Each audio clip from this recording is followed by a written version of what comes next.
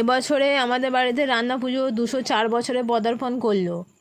52 রকম ভোগ দিয়ে ঠাকুরকে ভোগ নিবেদন করা হচ্ছে। দেখো সব দর্শক বন্ধুরা, সব গুরুজন, ছোট বন্ধুরা যে কী দিয়ে আমাদের ভোগ দেওয়া হয়েছে ঠাকুরকে। তোমরা ভিডিওটা করছি, ভালো করে দেখো কী ভোগ দিয়ে ঠাকুরকে ভোগ নিবেদন করা হয়েছে। 52 রকম ভোগ।